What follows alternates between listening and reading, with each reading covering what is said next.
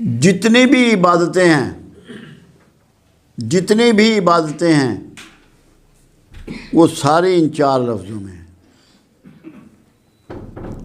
اللہ کی کبریائی بیان کرنا آپ پر فرض ہے، آپ پر حکم ہے، تقاضا ہے اللہ کا کہ اللہ کی بڑائی بیان کریں۔ اللہ اکبر، اللہ بڑا ہے، اللہ کی بڑائی کا بیان ہے، جو سب سے پہلی عبادت ہے۔ آپ کی اذان میں بھی پہلے اللہ اکبر ہی ہے۔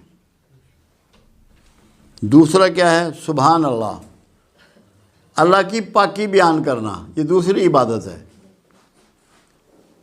تو سبحان اللہ کا مطلب ہے کہ اللہ پاک ہے، بے عیب ہے، اس میں کوئی نقص نہیں ہے، کوئی خامی نہیں ہے، کوئی کجی نہیں ہے، کوئی کمی نہیں ہے۔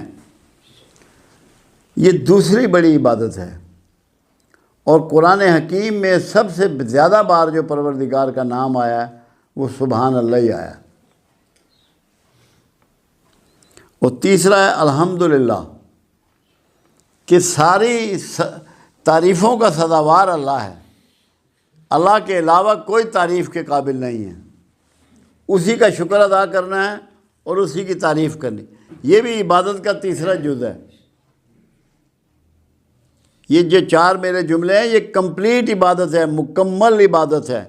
اور پھر ہے استغفر اللہ، کہ یا اللہ تو مجھے معاف کر دے، تو سب سے بہتر معاف کرنے والا ہے۔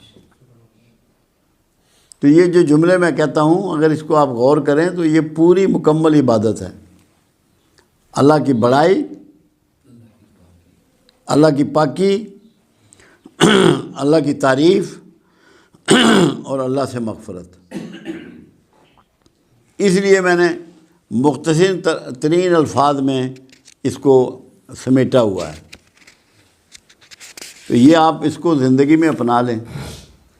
اور تسبیح فاطمہ کیا ہے؟ اللہ کے حبیب نے اپنی بیٹی کو جو تسبیح عطا فرمائی اس میں استغفر اللہ نہیں ہے، یہ ہم نے اضافت کی ہے کیونکہ ہم گنہگار لوگ ہیں، خطا کار ہیں، تو جتنی معافی مانگ لیں اتنی کم ہے۔ ورنہ اللہ اکبر، سبحان اللہ، الحمدللہ تسبیح فاطمہ کے الفاظ ہیں جو اللہ کے حبیب نے اپنی بیٹی کو بہترین تحفہ گرانٹ کیا۔ یہ وہ ہے کہ پوری عبادت ہو جاتی ہے اس کو ریسائٹ کرنے سے، اس کو یاد کرنے سے۔ تو اس لیے میں نے اس کو اختصار کے ساتھ اپنایا ہوا ہے۔